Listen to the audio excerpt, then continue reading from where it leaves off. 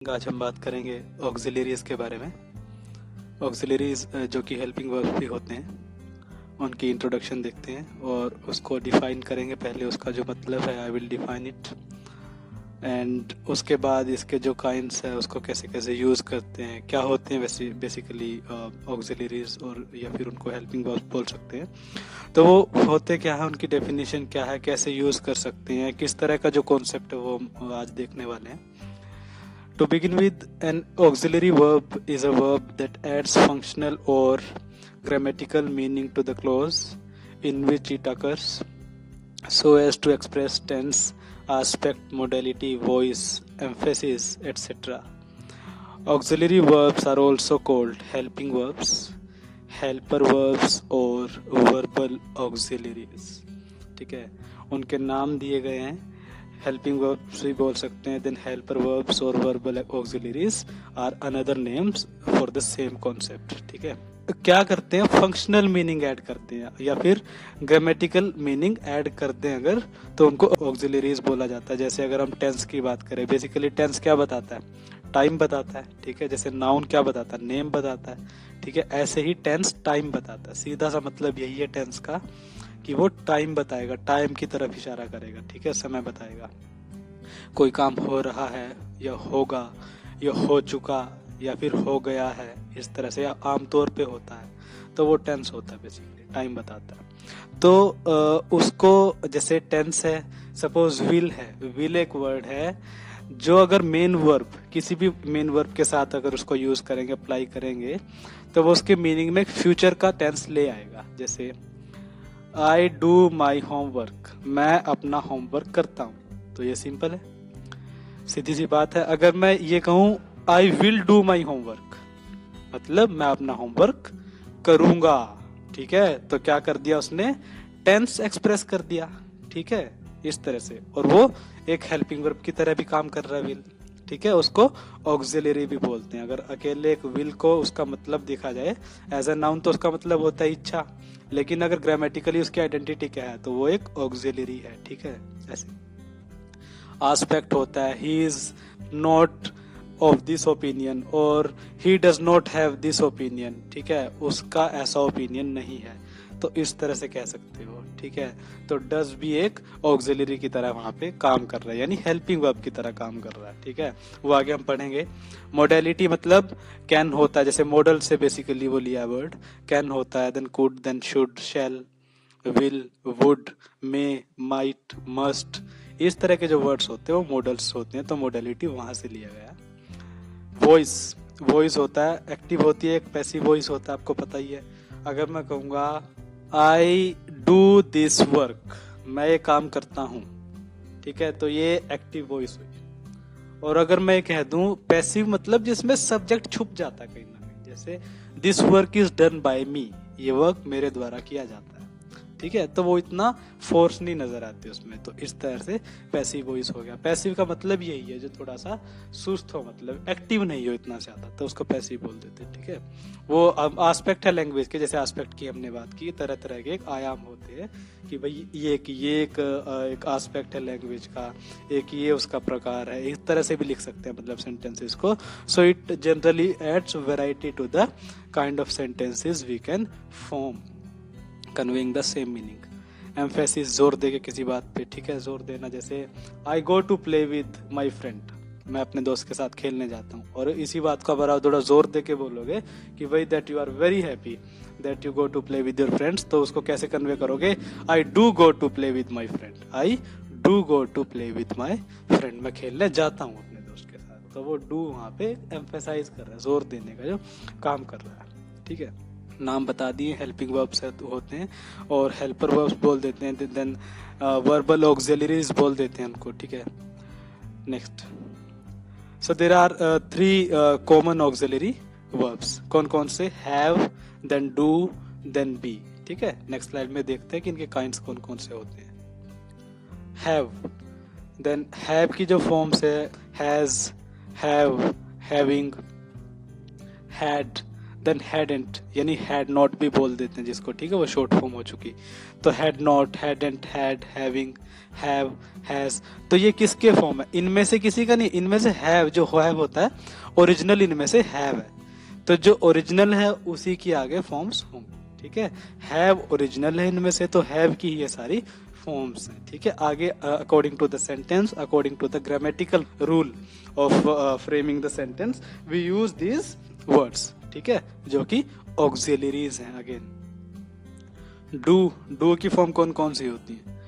Does, then done, did, didn't यानी did not भी बोल देते हैं जिसको, डज नॉट, तो ये सारी फॉर्म्स डू की हुई, ठीक है, डू की फॉर्म्स हुई।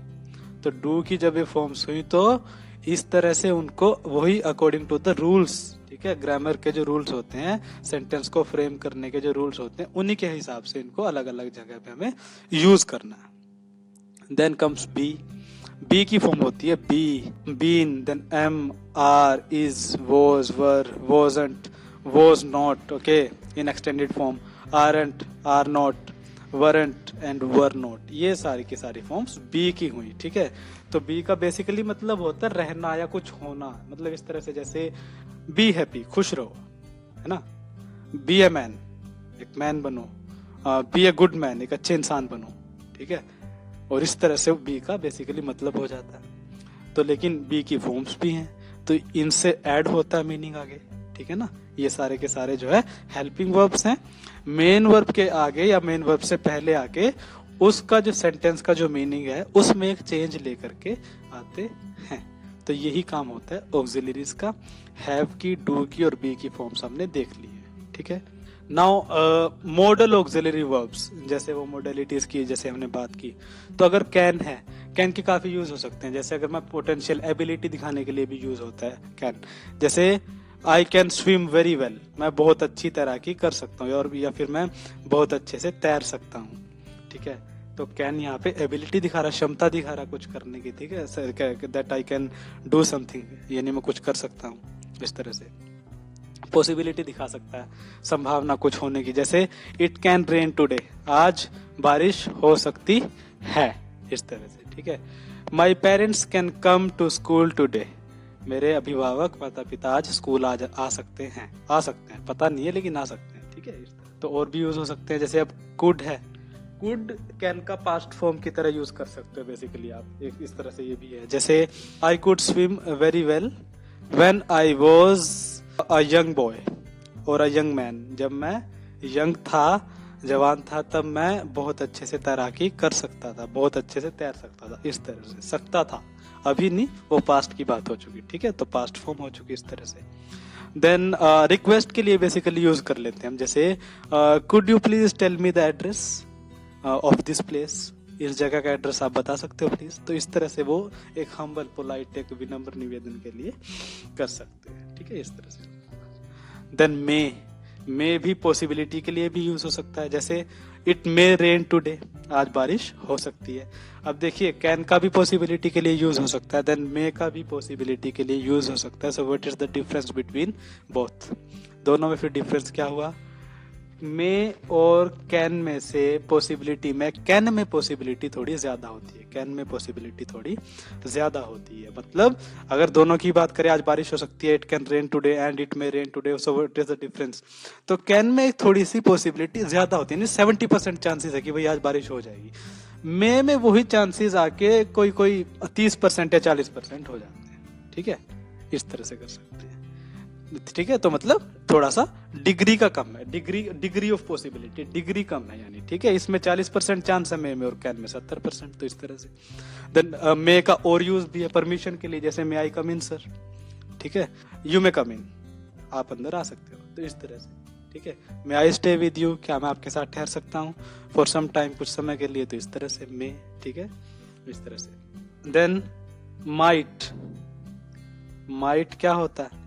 माइट का पहला यूज मैं वही बताऊं, अगर पॉसिबिलिटी के लिए भी इसको यूज कर सकते हैं, ठीक है। आप देखिए कैन और मे और माइट, तीनों में एक चीज तो कॉमन है कि भाई तीनों को पॉसिबिलिटी के लिए यूज कर सकते हैं, संभावना दर्शाने के लिए, है ना, to highlight possibility. It might rain tomorrow, कल बारिश हो सकती है, ठीक है। अब it may rain tomorrow, it can rain tomorrow, तो माइट में डियर डिग्री का ही फर्क है तीनों में, जैसे मैं बता रहा हूँ। तो मे से थोड़ी सी ज्यादा होती है डिग्री माइट में, ठीक है। अब जैसे मे अगर मैं लगाऊं, यूज करूँ तो 40% चांस है सपोज, माइट में वो चांस आके 50% हो जाते हैं, यानी थोड़े से ज्यादा चांस है बारिश होने के। और अगर मैं कैन बोल दूं, इट कैन रेन टुमारो, तो कैन में फिर 70%, उसमें सबसे ज्यादा है, ठीक है। तो कैन में सबसे ज्यादा चांस होते हैं, माइट में उससे कम, और मे में सबसे कम, ठीक है। इस तरह से पॉसिबिलिटी हो चुका, ठीक है। तो इस तरह से माइट का भी यूज हो सकता है, ठीक है। देन मस्ट और माइट इस तरह से भी यूज हो सकता है, जैसे उसने कुछ किया होगा इस तरह से कि भाई ये उसने किया हुआ, इस तरह से कि भाई why this door is open, someone might have come और someone might have entered this room, यानी ये क्यों रूम खोला, यानी कोई इस रूम में, किसी ने इस रूम में एंटर किया होगा। तो इस तरह से might का यूज कर सकते हैं, ठीक है। I might have gone there, मैं जरूर गया होऊंगा वहां, I might have gone there but I do not remember it clearly now, अभी मुझे वो अच्छे से याद नहीं है। तो इस तरह से भी यूज हो सकता है, ठीक है। और भी यूज है। मस्ट होता है स्टूडेंट्स, कोई काम करना ही पड़ेगा। अगर ऐसे रूल्स के अकॉर्डिंग, अगर लीगली अगर हम किसी को फोर्स करें कुछ करने के लिए, जैसे you must come on time in the office, ठीक है। ऑफिस तुम्हें टाइम पे आना पड़ेगा, मस्ट, ठीक है। Otherwise punishment could be mated out, इस तरह से कर सकते हैं, ठीक है। कि भाई मस्ट का ऐसे यूज हो सकता है, ठीक है। कोई फोर्सफुली के अंदर, या एक बाहर से प्रेशर आता है, जैसे तो बाहर से है, अंदर से प्रेशर आता है, खुद ही एक अपनी जो कॉन्साइंस है, अपनी जो आत्मा होती है, वो हमें कई बार ऐसा होता है कि भाई कुछ करने के लिए बाध्य करती है। जैसे कोई काम हमें, जैसे we must help the poor, हमें गरीबों की मदद करनी चाहिए, मस्ट करनी ही चाहिए, ठीक है। तो ये किसका, अगर नहीं करेंगे तो पनिशमेंट तो मिलेगी नहीं, लेकिन वो अंदर से कॉन्साइंस की बात होती है, ठीक है, अपनी एक आत्मा की बात होती है। ऐसे इस तरह से मस्ट का यूज कर सकते हैं, ठीक है। मस्ट, जैसे अगर कोई किसने भाई कोई काम, जैसे जरूर, कोई थोड़ी फोर्स हो जाती है, जैसे someone must have come here, कोई जरूर आया होगा यहाँ, थोड़ी फोर्स देगा। माइट में भी ऐसा हो सकता है, लेकिन मस्ट में थोड़ा सा डिफरेंस ही हो जाता है कि फोर्स का जो यूज होता है उसमें थोड़ी फोर्स ज्यादा हो जाती है, और यानी संभावना भी बढ़ जाती है किस तरह से, ठीक है। देन ought to और should में डियर डिफरेंस नहीं होता इतना, मतलब सेम होता है। एडवाइस देने के लिए जैसे इसका मेनली यूज करते हैं, जैसे मैं शुड से शुरू करूंगा फिर ought to पे आएंगे। शुड का मतलब क्या है भाई, शुड का कोई काम करना चाहिए, जैसे एडवाइस देने के लिए, जैसे यू शुड वॉक डेली, तुम्हें हर रोज वॉक करनी चाहिए, टहलना चाहिए हर रोज, ठीक है। तो इस तरह से शुड का यूज हो सकता है। Suppose a doctor advises someone, okay, he's a patient, so he needs to walk daily, so doctor advises the patient to walk on daily basis, so he generally uses should in terms of that, okay, उस तरह से वो should use कर लेता है।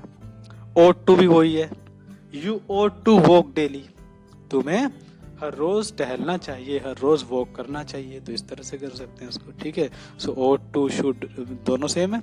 Difference ये हो जाता है कि भाई ought to में थोड़ी सी फोर्स ज्यादा हो जाती है, डिग्री जो है एडवाइस की, एडवाइस थोड़ी सी फोर्सफुल हो जाती है comparative to, as compare to should, ठीक है। तो बस ये डिफरेंस है, बाकी इंटरचेंजेबल यूज कर सकते हैं एज ए सिनोनिम, जैसे शुड नहीं लगाया तो ought to हो चुका, तो कोई दिक्कत नहीं उसमें, ठीक है। इस तरह से और एग्जाम्पल भी हो सकते हैं इसके, जैसे we should eat healthy fruits, यानी हेल्दी फूड, हमें हेल्दी खाना खाना चाहिए, तो इस तरह से शुड चाहिए, इस तरह से है ना, शुड और ought to, we ought to eat healthy food, तो इस तरह से कर सकते हैं। देन शैल और विल में भी कोई डिफरेंस नहीं है स्टूडेंट्स, दोनों ही फ्यूचर को दिखाने के लिए यूज होते हैं, ठीक है। दोनों फ्यूचर को दिखाने के लिए यूज होंगे तो डिफरेंस कोई नहीं है, लेकिन पर्सन का ग्रामेटिकली इसमें मतलब डिफरेंस क्या होता है। शैल बेसिकली फर्स्ट पर्सन के लिए यूज होता है, से आई, मैं, वी, तो ये फर्स्ट पर्सन में आ जाते हैं, ठीक है। तो मतलब वही रहेगा। विल सेकंड और थर्ड पर्सन के साथ बेसिकली यूज कर लेते हैं। सपोज अगर मैं कहूं आई शैल प्ले टुडे, मैं आज खेलूंगा, और मैं कहूं यू विल प्ले टुडे, तुम आज खेलोगे, तो कोई दिक्कत नहीं है उसमें, ठीक है। मतलब सेम है, फ्यूचर ही दिखा रहा है, लेकिन बस वो फर्स्ट पर्सन के साथ यूज होता है, वो सेकंड पर्सन के साथ यूज कर लेते हैं, ठीक है। आज के दौर में वैसे इन स्पोकन इंग्लिश विल और शैल में वो जो डिफरेंस है वो काफी हद तक वाइप आउट हो चुका है, फेड अवे हो चुका है, ठीक है, वो मिट चुका है, कोई खास डिफरेंस रहा नहीं है। लेकिन फिर भी for the sake of knowledge and for the sake of understanding आपको पता होना चाहिए कि हम यूज कहाँ करते हैं शैल, ठीक है। वैसे ऐसी कोई खास उसमें प्रॉब्लम आती नहीं है। वुड होता है, सपोज विल तो ये है कि भाई करूंगा, would suppose students mostly will की पास्ट फॉर्म की रूप में यूज कर लेते हैं वुड को, ठीक है। Would is basically used as a past form of will, will की पास्ट फॉर्म के तौर पे। जैसे if I would be there, अगर मैं वहां होता, आई वुड हेल्प यू, मैं तुम्हें हेल्प करता। देखिए विल तो है आई विल हेल्प यू, मैं तुम्हें हेल्प करूंगा, और वुड है कि भाई मैं तुम्हें हेल्प करता। तो वो तो डिफरेंस हुआ ना, अब वो वुड है, करता, अभी वो पास्ट की बात हो चुकी है। So he was not able to do this but now, ठीक है, because suppose he was not there, वो वहां नहीं था। अगर होता तो ये होता, ये नहीं होता तो ऐसे होता, होता, करता, जाता। इसका मतलब ये है कि वुड यूज होगा वहां पे, क्योंकि अब तो हो चुका जो होना था, लेकिन वो पास्ट की बात हो चुकी है। But we are discussing it now in the present, अभी हम उसको सिर्फ डिस्कस कर रहे हैं कि भाई ऐसे होता तो ये होता। Suppose if I would be in your place, I would top the class. अगर मैं तुम्हारी जगह होता तो मैं टॉप करता क्लास में, होता, करता, ठीक है। तो इस तरह से हो गया। अब हुआ तो नहीं ना ऐसा, लेकिन वो सिर्फ डिस्कस कर रहे हैं अभी, ठीक है। ऐसे तो वुड को पास्ट के फॉर्म में यूज कर लेते हैं। एग्जाम्पल्स देखिए ऑक्सिलरी वर्ब्स के, जैसे हमने बात की है अभी। शी वॉज बेकिंग अ पाई, पाई इस तरह की मिठाई होती है, केक जैसी। पाई फॉर डेजर्ट, डेजर्ट होती है मिठाई के लिए, डेजर्ट होता है जैसे खाने के लिए। डेजर्ट में क्या है ऐसे पूछते हैं ना, तो मिठाई में क्या, मीठे में क्या है बेसिकली, तो मीठे, मीठे के लिए और मिठाई के लिए यूज हो जाता है। DESSERT, ठीक है, dessert. She was baking a pie for dessert, यानी केक बना रही थी मिठाई के लिए, ठीक है, मीठे के लिए। तो वो वॉज, देखिए बेकिंग मेन वर्ब है, वॉज, ठीक है, हेल्पिंग वर्ब है ना, यानी ऑक्सिलरी वर्ब है यहाँ पे, और हाईलाइटेड भी है, ठीक है, डार्कन है ना ब्लैक से, तो वो है। तो मेन वर्ब के साथ आके उसका मीनिंग चेंज कर रहा है, ठीक है, ऐसे। Dad has been working hard all day, dad पूरा दिन कठिन मेहनत कर रहे हैं। हैज बीन क्यों लगाया स्टूडेंट्स, यानी कंटिन्यूअसली कर रहा है पूरा दिन बिना रुके, without taking a break, he has been working hard all the day, ठीक है, इस तरह से। तो has been working hard all the day, all day, इस तरह से हैज बीन, ठीक है।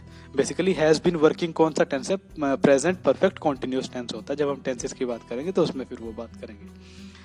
The bed was made as soon as I got up, जैसे ही मैं उठा बेड, फिर दोबारा से उसको तह लगा दिया गया, सब कुछ जैसे वो बिस्तर मेरा दोबारा से सेट कर दिया गया, ठीक है। तो was made, ठीक है, बनाना यानी वही तह लगा देना, अच्छे से उसको रख देना, बेड को सही कर देना दोबारा से, वैसे ही, ठीक है, इस तरह से। The bed was made as soon as I got up, जैसे ही मैं उठा बेड दोबारा से ठीक कर दिया गया, ठीक है, जैसे ही। तो was, has been, was, देख, ठीक है। सरा डजंट स्काई और रोलर स्केट, स्काई होता है डियर जैसे स्केट होते हैं, मतलब पहिए वाले जो शूज होते हैं बेसिकली, उस तरह का एक स्केट बोर्ड होता है। तो उस पे जैसे सरा डजंट स्काई, सरा स्काई नहीं करता, उस पे जंप वगैरह नहीं करता, उसको देखो स्किट नहीं करता, ठीक है, या रोलर नहीं करता, बार बार घूमता नहीं है ज्यादा उस पे, इस तरह से, ठीक है, doesn't. Did Matthew bring coffee, क्या मैथ्यू कॉफी लाया, तो डिड हेल्पिंग वर्ब है, ऑक्सिलरी वर्ब है, और डू की फॉर्म है। डजंट भी डू की फॉर्म है, और डिड भी डू की ही फॉर्म है, ठीक है। तो इस तरह से नाउ द एक्सरसाइजेस देखते हैं। We would have to fill in the blanks, okay, which are given, and the options are given. So let us see the first sentence. What dash the kids doing when you last saw them? जब तुमने पिछली बार देखा उनको, ठीक है, देखो past है ना, सो देम, सी की सेकंड फॉर्म में पास्ट है, तो पास्ट में, और किड्स है एक से ज्यादा है, तो वॉज तो लगेगा नहीं क्योंकि एक के साथ लगता है। अब वर बचता है स्टूडेंट्स, ठीक है ना। So what were the kids doing when you last so them, जब तुमने पिछली बार देखा उनको, ठीक है। ऐसा नहीं होगा what are the kids doing, because तो पास्ट की बात है ना, और आर प्रेजेंट के साथ लगता है, तो ये तो खत्म होगी पॉसिबिलिटी। डिड लगेगा नहीं, डिड के साथ डूइंग नहीं होता, ग्रामेटिकली रूल, ठीक है, ग्रामेटिकली वो इनकरेक्ट हो जाएगा। बीन के साथ भी ये जो ING फॉर्म है वो नहीं लगती बेसिकली, ठीक है, इस तरह से। Carla dash always wanted to try sky diving, Carla has always wanted to try sky diving, यानी कार्ला ने हमेशा चाहा है स्काई डाइविंग करना। अगर मैं ये कहूँ was always wanted, Carla was always wanted to try sky diving, कोई सेंस नहीं बनेगी। डजंट ऑलवेज वांटेड, नो, बिल्कुल भी नहीं, क्योंकि डजंट होता तो वर्ब की फर्स्ट फॉर्म होती है यहाँ पे, इस तरह से। Is wanted, is always wanted incorrect है, ठीक है, जैसे वॉज इनकरेक्ट है तो इज भी इनकरेक्ट है। हैव ऑलवेज वांटेड ऐसे इनकरेक्ट होगा क्योंकि कार्ला है तो एक के साथ हैज लगता है, ठीक है। हैज और हैव में बेसिकली डिफरेंस कोई नहीं होता मीनिंग के सेंस में, ग्रामेटिकली डिफरेंस ये होता है, प्लूरल के साथ बेसिकली हैव हैव लगा देते हैं, ठीक है। I is an exception, I exception है वहां पे, ठीक है, क्योंकि आई सिंगुलर है तब भी हैव लगता है, तो वो अपवाद हो गया जहाँ पे रूल लागू नहीं होता। तो एक के साथ हम हैज और एक के साथ हैव लगाते हैं, तो एक है भी तो सिंगुलर है ना, तो हैज यहाँ पे यूज हो जाएगा, ठीक है, तो इसीलिए वो हाईलाइटेड है। Next, where dash you go on summer vacation, कहाँ जाते हो समर वेकेशन पे, मतलब कहाँ गए। Did, where did you go on your summer vacation, तुम समर वेकेशन पे कहाँ गए, ठीक है। देखो वर नहीं लगेगा, वर के साथ तो आईएनजी होता, तो करेक्ट इनकरेक्ट हो गया। Where been you go incorrect है, ठीक है, सेंस नहीं बनेगी। Where are you go, no, are you go बिल्कुल नहीं होगा, जब वर नहीं लगेगा तो आर भी नहीं लगेगा, ठीक है ना। Where does you go, no, you के साथ कभी डज नहीं लगता, अगर डू लगता है या फिर डिड लगता है, ठीक है। अब डू और डिड में से डिड लगेगा क्योंकि पास्ट की बात हो रही है। Where did you go on your summer vacation, तुम समर वेकेशन पे कहाँ गए, इस तरह से कर सकते हो। और वैसे भी डू इसमें ऑप्शन भी नहीं है, फिर तो हम कंटेम्पलेट करते हैं, सोचते हैं उसको कि डू प्लेस करें यहाँ पे, लेकिन डू नहीं है, तो फिर जो बेस्ट ऑप्शन होगा वो डिड होगा। Why do you think she dash call you like she said she would, मतलब तुम्हें क्या लगता है उसने तुम्हें क्यों कॉल नहीं की, जैसा उसने कहा भी था कि वो करेगी। didn't, कि भाई तुम्हें क्यों लगता है कि भाई मतलब तुम्हें क्यों लगता है she didn't call you, कि उसने तुम्हें कॉल नहीं की। she didn't call you, ठीक है, like she said she would. अब देखिए मीनिंग की सेंस भी बननी चाहिए स्टूडेंट्स, ऐसा नहीं कि ग्रामेटिकली कोई सेंटेंस बस करेक्ट लग रहा है आपको तो आपने उसको प्लेस कर दिया, एक नेचुरली साउंड भी लगना चाहिए कि भाई हाँ, एक वो एक सेंस भी बननी चाहिए इस तरह से। Why do you think she didn't call you, ठीक है, like she said she would, कि भाई वो कॉल करेगी, लेकिन कॉल नहीं की ना उसने, शी डिडंट कॉल यू। अब she hasn't call you, no, hasn't होता तो कॉल्ड होता, फिर हैज के साथ तो थर्ड फॉर्म लगती है, पॉसिबिलिटी खत्म। हैज बीन नहीं लगेगा, फिर तो कॉलिंग हो जाता, लेकिन कॉल है यहाँ पे, तो हैव नहीं लगेगा, थर्ड फॉर्म होती क्योंकि यहाँ पे फिर, लेकिन थर्ड फॉर्म तो नहीं है, तो क्या बचता है, डिडंट बचता है, बस यहाँ पे प्लेस कर सकते हो। Next, Mary dash going to be upset when she hears what happened. Mary is going to be upset when she hears what happened, Mary बहुत उदास होने वाली है सुन के कि क्या हुआ, ठीक है, तो मैरी बहुत उदास होने वाली है सुन के कि जो हुआ वो सुन के वो बहुत उदास होने वाली है, तो इसको क्या कहेंगे। Mary will going to, no, Mary will be going to हो सकता था, लेकिन विल बी तो नहीं है यहाँ पे, खत्म होगी possibility. Mary don't going to, don't going तो बिल्कुल नहीं होता, डोंट के साथ तो गो होता है या फिर, ठीक है ना, तो आईएनजी तो फॉर्म नहीं लगती। डिडेंट गोइंग वो भी नहीं लगेगा क्योंकि जब डोंट नहीं होगा तो डिडेंट भी नहीं होगा स्टूडेंट्स, ठीक है ना, तो डिडेंट के साथ भी तो फिर गो ही होगा ना, आईएनजी तो नहीं होगा। मैरी हैज गोइंग वो नहीं होगा बिकॉज मैरी हैज बीन होता फिर तो, ठीक है, और वो ग्रामेटिकली करेक्ट होता, लेकिन उसका मीनिंग कोई नहीं बनता।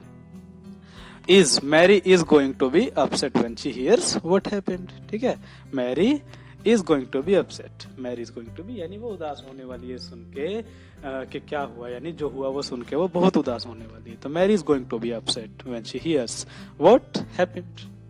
Okay, so students, again, now I hope that I've been able to convey the meaning of these auxiliary verbs, okay, and I am pretty hopeful that I've been able to convey the meaning, and I've tried my best to make you understand as to what auxiliary verbs are and how do we use them, and what all uses are there, how do we use them, how we use all these things into the exercises where the blanks are given, okay, so what are the forms of the given auxiliary verbs, and what else was there, so everything else has been discussed, I believe, and now you will surely be able to fetch a hint as to how to use all these things into your language. So thank you very much again.